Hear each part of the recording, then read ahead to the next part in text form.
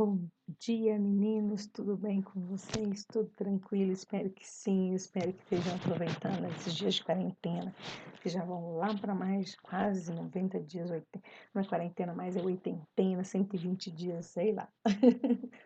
Mas olha, vamos pensar, tá tendo pandemia, né? Mas ainda tem, porém, vamos pensar por outro lado. Você está mais perto dos seus pais, você está fazendo o uso do celular em sala de aula, né? No caso, em casa, você está usando, no tanto que a gente brigou essa questão do celular, mas agora é outro contexto, usa seu celular, né, para ver as videoaulas, para assistir as aulas no Zoom. Então aproveitem esse momento mesmo, aproveitem com a família, conviver com os pais, com os irmãos, aproveite esse momento para ler o nosso livro também, né? Esse aqui, porque de uma certa forma, se for pensar, também tem muito a ver com o que a gente está passando, né? Questão de clima, questão de mudança, questão de se readequar, né? No mundo atual. Outra coisa, segunda-feira não era nossa aula, mas eu passei para vocês o trabalho avaliativo. Gente, é o seguinte, aproveita, tá super fácil, super tranquilo. Quem quiser fazer na própria folha, pode. Quem quiser, seja de caneta azul ou preta, quem quiser fazer no caderno, eu peço que seja organizado, coloque o seu nome, a sua turma em cima, coloca número 1, põe a resposta, número 2, assim por diante. Outra coisa, não existe letra feia, existe letra ilegível. Então, na hora que você estiver fazendo, faça com calma, faça com tranquilidade, faça valer a pena, ok? Faça essa letra bem tranquila para a gente poder, porque vocês vão escanear, vocês vão tirar foto e mandar pro e-mail. E assim eu não fico com dúvida na hora de ver, ok? Tranquilo? Então dá. Vamos, né? Vamos, né? Vamos para a aula, né? Para a nossa aula hoje de redação e literatura. Primeiramente, eu vou ter uma correção, porque na semana passada nós tivemos feriado de Corpus Christi e Dia dos Namorados. E agora nós vamos ter a correção. Vou falar um pouquinho sobre sinopse e livro literário, ok? Sinopse vocês já viram comigo no 7º ano, mas eu vou tornar a falar também, certo? E também sobre discurso direto e indireto, tá? Não tá aqui, mas vai ter discurso direto e indireto. Então, vem comigo para nossa aula de redação e literatura. Vamos lá? Todo mundo tem seu livro aqui, ó, de língua portuguesa. Nós estamos no módulo 2 e estamos agora na correção da página 48. Vamos comigo. Deixa eu ver se eu coloco aqui. Beleza, então. Então, a gente vai corrigir aí. Nós temos os conectores. Vamos lá? Número 1. Releia o trecho romântico de Frankenstein, de Mary Shelley. Esqueci dos meus parentes e amigos, a quem eu não via há tanto tempo. Sabia que meus silêncios deixavam inquieto e lembrava-me das palavras do meu pai.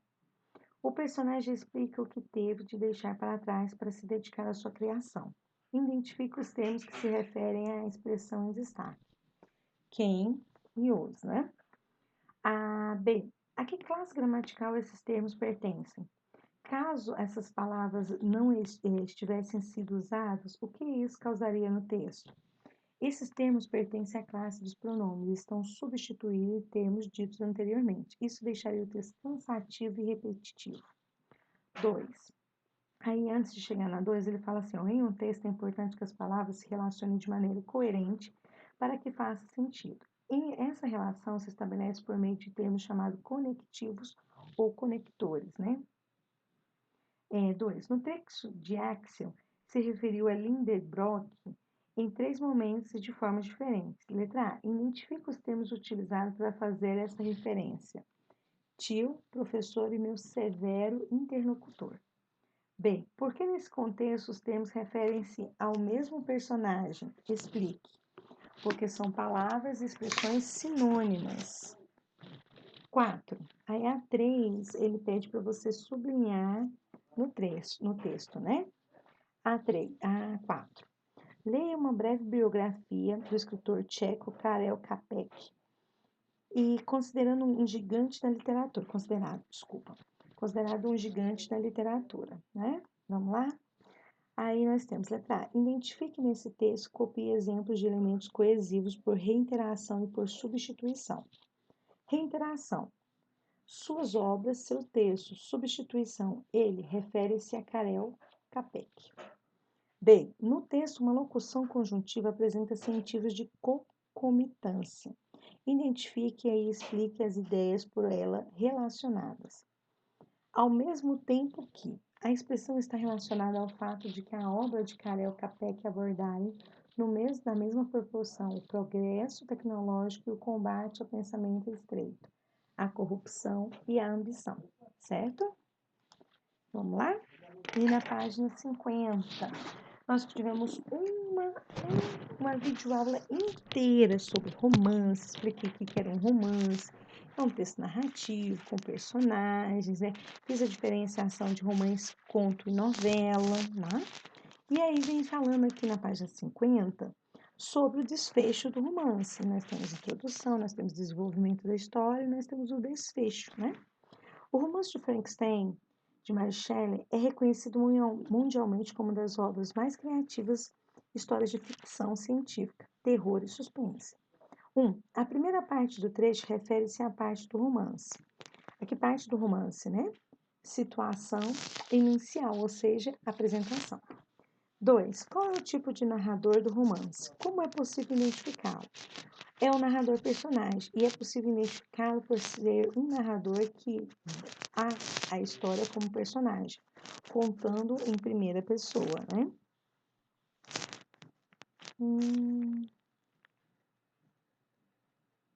Ah, tá bom, tá bem identificado porque ele participa da história. Eu comi aqui, ó, que participa da história. Eu falei, gente, mas que coisa mais esquisita. 3. A narrativa é contada no presente, no passado ou no futuro? Passado. 4. Quais personagens aparecem no trecho? O narrador, Victor Frankenstein, e o monstro. 5. Qual é o fato narrado que dá início ao conflito do romance? O nascimento do monstro. 6. Que situação o narrador personagem está vivenciando ao final do trecho? O narrador personagem está fugindo com medo do monstro que ele havia criado. E 7. O que o narrador sentiu diante desse acontecimento? Amargura e desapontamento. Gente, às vezes quando a gente faz uma criação, né? E aí depois fala, ai, não era bem isso que eu queria ver, fazer, olhar, né? Às vezes acontece. Gente, aí a gente dá um salto, porque essas partes são da Ana Priscila, e ela já deve estar bem adiantada aqui. E aí nós vamos parar lá na página 73, discurso direto e indireto. Vocês viram discurso direto e indireto comigo, né? No espanhol. Ah, e antes a gente vai falar de sinopse. Ah, vou deixar a sinopse por último. Peraí, deixa eu ver se eu coloquei. Isso. Eu vou aqui, depois eu vou lá, tá? Discurso direto e indireto da página 73. Vamos ver aqui essa historinha da Magali? E como todas as princesas lindas e frágeis e delicadas, ela também era mimada. Como é que é? Bem mimada. Eu não sou mimada coisa nenhuma. Guardas, prenda o narrador. Oh! Então, aqui ele estava falando um discurso dela, né? E ela o quê? Tomou a palavra e não sou mimada. Discurso direto e indireto são tipos de discurso para inserir falas e pensamentos de personagens no gênero narrativo, tá? Então, vamos lá. Discurso direto. Este é o mais comum e natural entre os tipos de discurso. Consiste na transição exata da fala dos personagens, sem participação do narrador.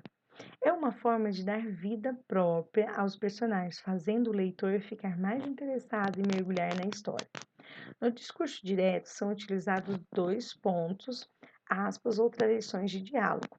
Exemplo, o aluno afirmou, 2 pontos, preciso estudar muito para a prova ou para o trabalho avaliativo. O réu afirmou, sou inocente. No discurso direto são utilizados os verbos de locução, ou seja, relacionados ao verbo dizer, como, por exemplo, falar, afirmar, perguntar, declarar, responder, indagar e entre outros. Né? Aí vem o discurso indireto. O discurso indireto é caracterizado pela intervenção do narrador. No discurso, ao utilizar as suas próprias palavras para reproduzir as falas do personagem. Esse tipo de discurso sempre é feito na terceira pessoa. Exemplos. O aluno afirmara que precisara estudar muito para a prova ou para o trabalho avaliativo. O réu afirmou que era inocente. Além disso, também são utilizados verbos de locução para anunciar o discurso, além de conjunções que separam a fala do narrador das falas do personagem, que, é e se. Discurso direto. Eu comecei minha dieta ontem. Ela disse que vai começar a dieta. Eu preciso estudar para a prova. Ela afirmou que precisa estudar. Vou caminhar à noite. Ela foi caminhar e volta em breve. Nós viajaremos amanhã pela tarde. Eles disseram que viajaria amanhã. À tarde, pode colocar. Entendeu? Aí nós vamos voltar um pouquinho e eu vou falar um pouquinho sobre sinopse. Vocês já viram sinopse comigo no 7º ano? 7º ano ou no 8º ano? Nossa, sétimo ano, eu creio. Ou foi no 8º? Eu não lembro. Acho que foi no 8º. Bom, não tem problema. Então, aqui é 73, 74, 75, fui falando de discurso direto e indireto, tá? E aí a gente pula um pouquinho e vai aqui para sinopse, tá? Sinopse está na página 81. Vou falar um pouquinho de sinopse, depois eu até vou colocar uma sinopse que eu pus numa prova de vocês, acho que do ano passado, se eu não me engano, ou retrasado, mas tudo bem. Sinopse é uma espécie de resumo, uma síntese de uma obra literária e científica. A sinopse também é chamada de sumário, pois ela também é uma versão mais curta de um texto original, não necessariamente um resumo. O objetivo da sinopse é fazer com que o leitor entenda os pontos principais do texto original e pode ser lido. A sinopse de um livro, um filme, um evento, um CD, né? E ele, ou de um evento, tipo Vila Mix, né? Ele é essencial para fazer com que os indivíduos se interessem ou não pelo resto da obra. É uma espécie de chamariz. Uma das principais diferenças entre a sinopse e o resumo é que a sinopse normalmente é escrita pelo próprio autor do texto ou a obra em questão, o que não se verifica na maior parte das vezes no caso do resumo, tá ok? Continuando. A sinopse se caracteriza mesmo como uma narração breve, que conta em poucas linhas e de maneira objetiva sobre o tema ou assunto a ser tratado no filme, na peça de teatro ou naquele capítulo da novela que você não pode perder. Como é que é a estrutura da sinopse? Título, introdução, desenvolvimento e conclusão. Apresentação do livro ou do filme do autor ao qual vai se falar. Desenvolvimento, você vai desenvolver um resumo pequeno e concluir rapidamente. A linguagem da sinopse. A linguagem empregada em uma sinopse deve ser acessível ao leitor, focalizando os aspectos mais interessantes do objeto, livro, filme, peça de teatro, entre outros, sem dar muitos detalhes, a fim de que o destinatário fique instigado e se interesse por conhecer a obra como um todo. Aí aqui eu trouxe o exemplo para vocês da Zootopia, é um filme, né? Que aí vai contar a história da Judy, a policial, que ela é uma coelhinha, Judy Hopps, né? E é de animação, é bem interessante. Quem não viu, depois dá uma olhadinha, fala sobre o sonho, né? De Zootopia, e ela vai e encontra o Raposo, né? Que é o vigarista, Nick Wilde. E aí eles vão tentar desvendar um mistério. E aí nós temos aqui no livro, nós temos Interestelar, que é muito bom. George Orwell, né? 1984. E é muito bom aqui também. E tem aqui, ó, sinopse, resumo e resenha, tá? Vai fazendo a diferenciação dos três. Vamos lá na página 82. Sinopse é um texto conciso, ou seja, enxugado, que apresenta partes fundamentais de um produto cultural. Filme, livro, peça de teatro tem a função de auxiliar o espectador e leitor a escolher um filme ou um livro. Geralmente apresenta uma ficha técnica da obra. Resumo. Constitui um gênero que apresenta um texto de forma reduzida, também concisa, transmite a ideia geral de obra seguindo a estrutura, a ordem dos fatos. Na elaboração do texto, emprega-se a terceira pessoa do singular e não apresenta julgamento crítico. Resenha. Constitui-se de um breve comentário de uma obra. A principal diferença entre a resenha e a sinopse é que na primeira há um posicionamento crítico do autor sobre o objeto a ser resenhado. Para estruturada, emprega-se a terceira pessoa. E outra coisa, vocês vão falar dela. Lembra que você sempre tem que colocar argumentos a favor e contra e deixar assim a sua opinião. É uma crítica. Escolhe uma parte e critica, não critica tudo. Outra coisa, não esquece, spoiler é do mal. Lembra que eu ensinei isso para vocês. Não dá spoiler porque spoiler é do mal. E aí, nós fizemos até uma prova sobre esse lindeza que foi ano passado, que a gente estudou sinopse. Lembrei agora, porque a gente viu esse filme, lembra? Eu não tinha visto, depois eu fui ver, vocês foram, a gente estava bem trabalhando e eu pus isso aqui numa prova. Então, olha que legal, 25 de abril de 2019, né, 3 horas e meia, a ação, então, relançamento dia 11 de julho, eu creio que eu acho que eu assisti foi em julho, nas férias. Não, foi final de maio, lembrei. A dos irmãos Russo, né, o elenco Robert Downey Jr., Chris Evans, Mark Ruffalo e Chris Hemsworth lá, né, nacional não recomendado para menores de 12 anos. Em Vingadores Ultimatos, após Thanos eliminar a metade das criaturas vivas, os Vingadores precisam lidar com a dor da perda de amigos e os entes queridos. Com Tony Stark vagando perdido no espaço, sem água nem comida, Steve Rogers e Natasha Romanoff precisam liderar a resistência contra o Titã Louco. Resumiu tudo, mas tem tanta coisa para falar desse filme. Mas, ó, 3 horas e 1 minuto eles conseguiram sintetizar aqui, ó, em 6 linhas. Isso é sinopse. Tem muita coisa para falar, mas não vou falar, senão dá spoiler, spoiler do mal. Ou senão a gente passa para um resumo, ou senão a gente passa para uma resenha crítica, ok? Então vamos lá, continuando. Então, eu já falei para vocês esse discurso e agora eu vou para todo dia do dia de Apocalipse. Gente, eu já trabalhei esse livro o ano passado, aprendendo a trabalhar ele, e eu acho assim, que, porque parece que agora, dessa vez, por causa da pandemia, né, a pandemia tá parecendo assim mais, né, assim, um pouco do que a gente está vivenciando, né? Porque naquela época, com todos os problemas que tivemos, né, que eles tiveram, eu lembro da época, a questão climática, e eles falando que tinha que esperar, né, as soluções 20 anos depois, 25 anos depois para mudar, porque.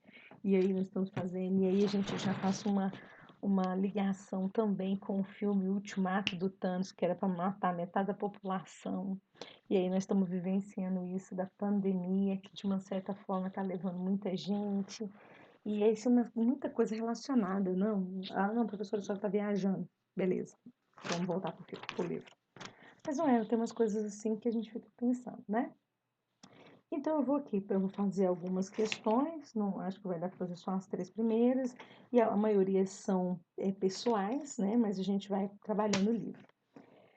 Primeiro, em meio a uma crise profissional, o narrador faz uma crítica ao conteúdo das revistas culturais. Qual é essa crítica e em que medida isso determina a busca por novos rumos em sua carreira?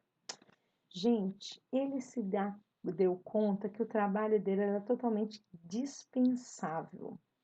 Pediu transferência para a equipe da Toda Ciência. Ele tinha um sonho, ele foi galgando mais de 30 anos, ele foi construindo, ele é um jornalista, e ele conseguiu trabalhar o que ele queria. Mas, quando ele para e olha, fala, gente, meu trabalho é totalmente indispensável, está acontecendo isso tudo no mundo, é igual agora. O que adianta? Vamos, assim, não quero assustar ninguém, mas o que adianta? Ter um tanto de roupa. Você não está podendo sair para lugar nenhum, pelo menos por enquanto. O que adianta tanto sapato, você não está podendo fazer nada, né?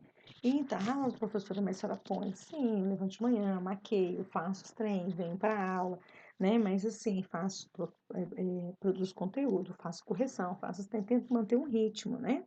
Mas porque a gente nunca passou por uma pandemia. Porém, você começa a dar valor em outras coisas. E foi o que aconteceu com ele. Faz uma reflexão, entendeu? Por que a decisão de Zig em trabalhar como repórter na revista Toda Ciência contraria os interesses e os gostos de que ele nutria desde o ensino médio? Gente, porque desde a adolescência o sonho dele era trabalhar com cultura, fazer entrevistas com gente famosa, indicar livro, indicar filme, era isso que ele queria. Porém, quando chegou, estava saturado de tudo que tinha vivido nesse meio e queria outros desafios, mesmo que fosse o clima bem distante do seu sonho inicial. Porque vocês lembram que ele não gostava nada da área de biologia, que ele não gostava nada. E quando ele, poxa, eu vou ter que fazer outro, não desmerecendo, outro documentário, outra matéria falando sobre o aniversário do Carlos Drummond de Andrade. Então, assim, acho que ele chegou num patamar que ele queria outros desafios na vida, né? Então, foi isso que aconteceu. A partir das manchetes de jornal do mundo todo sobre a Assembleia da ONU, é possível dizer que a mídia adotou uma postura otimista ou pessimista em relação às propostas apresentadas pelos científicos? Gente, pessimistas, e eu digo ainda pessimistas e nervosos. Por quê? Eles esperavam que fosse menos tempos as propostas, né? Quando for sol, vamos fazer, espelhar o sol. A ideia é boa, mas para evitar o aquecimento global. Gente, mas isso aí vai levar de 25 a 30 anos para fazer a execução, né? Então, assim, o pessoal ficou muito pessimista, muito nervoso, rio de nervoso, né? Porque falou, nossa, gente, pensamos que as mentes mais brilhantes iam trazer uma solução e todo mundo esperava, é igual agora. Todo mundo espera, já chegou um tratamento, mas todo mundo está esperando o quê? A vacina. Mas olha, pensa comigo, se já chegou o tratamento, já sabe como tratar, para fazer a vacina é um pulo. Deus quiser, tudo isso vai passar. Então, todo dia é dia de Apocalipse, continuem lendo e a gente se vê na próxima aula, ok? Abraço, qualquer coisa estou no WhatsApp. Façam meu trabalho, façam as tarefas.